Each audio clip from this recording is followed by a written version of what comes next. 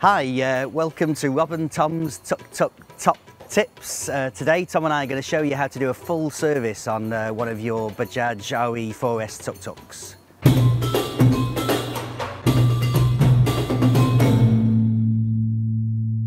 Okay, so we're going to show you how to do a full service on the Bajaj RE 4S Tuk Tuk. Full service is normally done after the first 1,000 kilometres and then again 5,000 or 10,000 kilometres. Depends how much you're using it. If you don't use it very often, then we recommend once every year, once every 18 months, just to give it an oil change.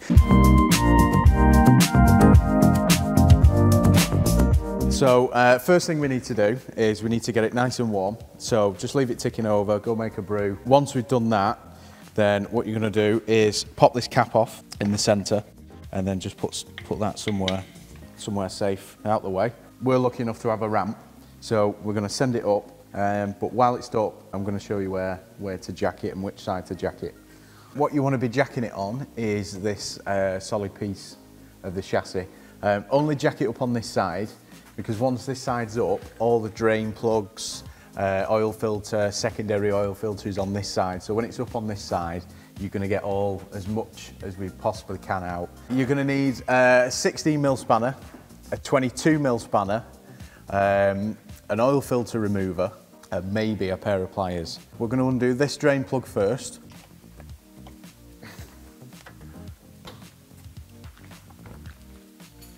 How much oil is in there, Tom? There is 1.6 litres of 10W40s, semi-synthetic, but it has to be a motorcycle oil. And then on the bottom of this sump plug, there's a little magnet, so we just want to make sure we get all the filings off the base of this. What I tend to like to do is if we just swap the seal over, if you replace the seal every second oil change, then that's fine. You get your 22mm spanner, undo your secondary filter, which is this large one here. So then you get your long nose pliers and you just pull in this secondary filter out. So what we're looking for is, again, you've got another magnet here and you can see all the little filings that are on it.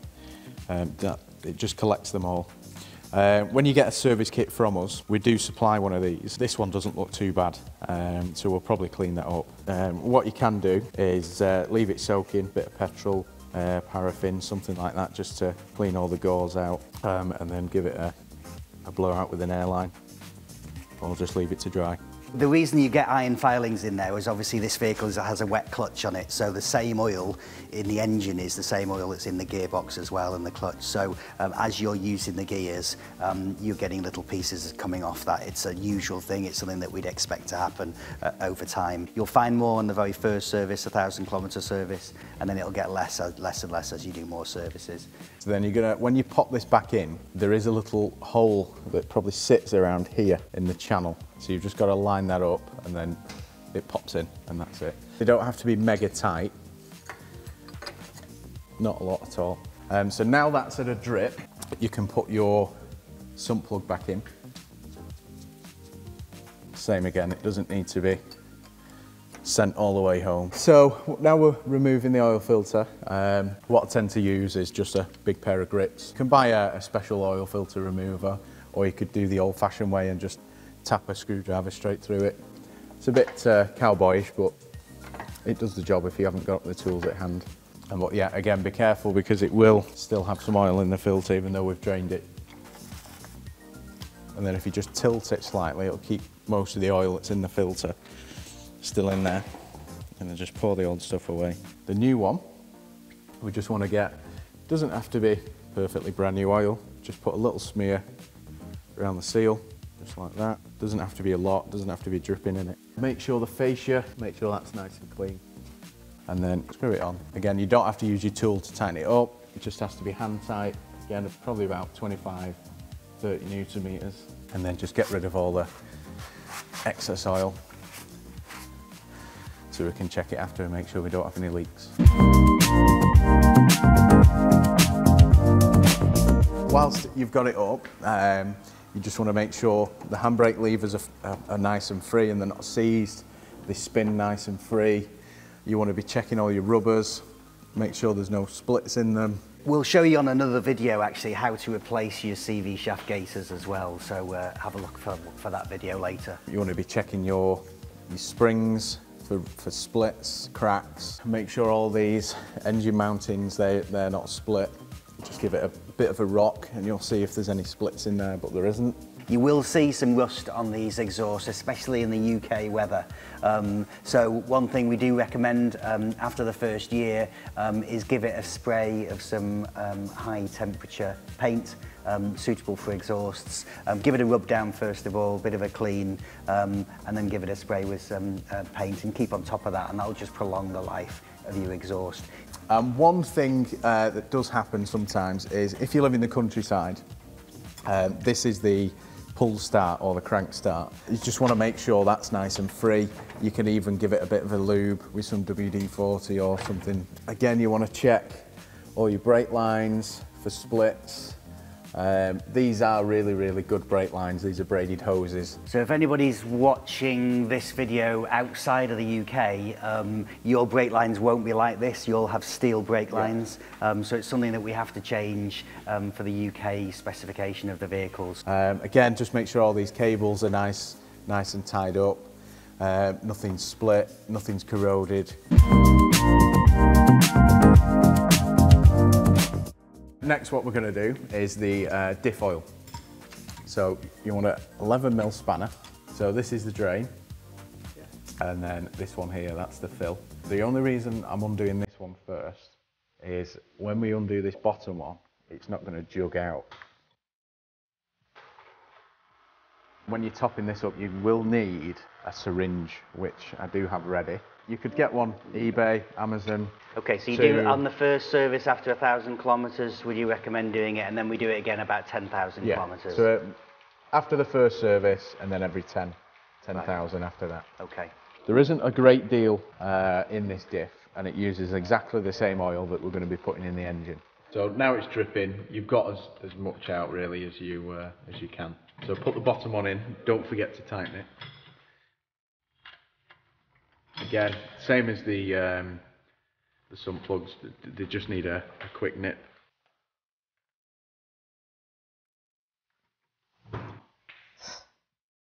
So how much is in there? 300 millilitres?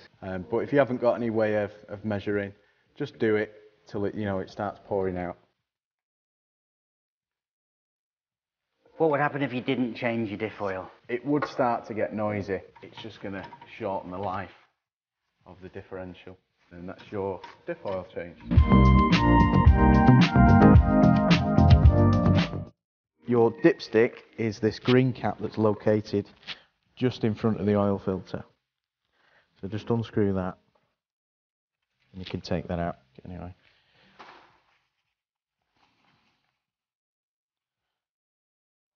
So this engine on the Bajaj RE 4S holds 1.6 litres of oil. But you'll always check anyway on the dipstick afterwards. You've got a low and high, just like any normal dipstick.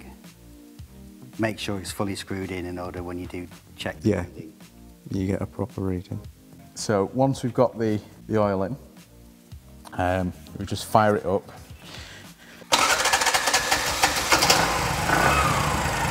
And then what you're looking for, you just want to make sure the filter, the drain plugs, the secondary filter, just make sure there's nothing coming out. They do run at quite a high pressure, so if you did have a leak, you probably more than likely see it on the floor anyway. Once you've turned it off and then you've let it settle for about 5 minutes, come back, check your oil, make sure it's on the mark, and then that's your oil done. So if you could knock that off now, Rob. Pardon?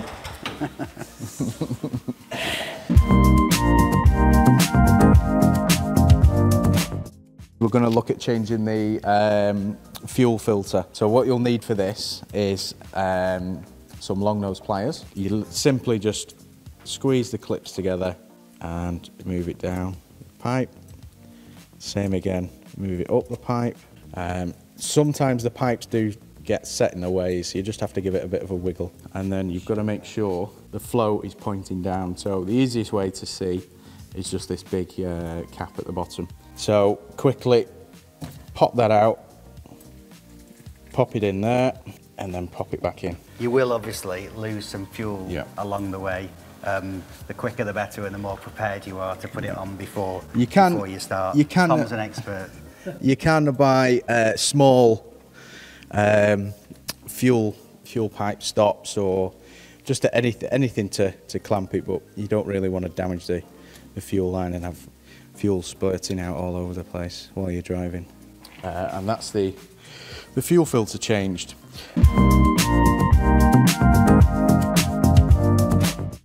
Wiggle and pull out.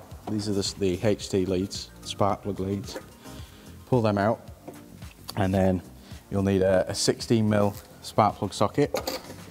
And that just sits. There is nicely. one in your toolkit that should come with the vehicle.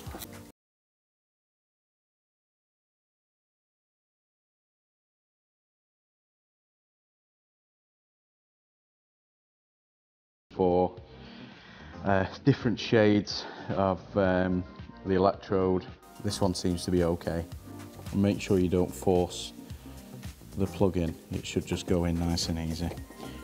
Do it as far as you can by your hand, and then you want to get your ratchet again, and it just needs a little nip. Same as the oil filter, about 25 Newton meters, not a lot.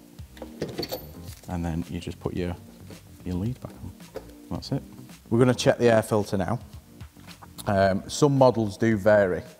A majority of them do have these little spring clips that you just pop back over, just like this, just like that. And then this lid just pops off, and there's your air filter. Now, we won't be changing this one because it is in quite good condition. All I would suggest to do is either give it a hoover or just give it a blowout with the airline. But yeah, there we go. And just remember, when you take it off, just do a little reference point of where it sits. Otherwise, it can be a bit of a pain to get back on. And there we go. Filter's done. Thanks so much for watching Rob and Tom's Tuk Tuk Top Tip. I hope that's been really useful. If you want to visit our website on tuktukuk.com, give us a like and subscribe to our Tuk Tuk UK YouTube channel.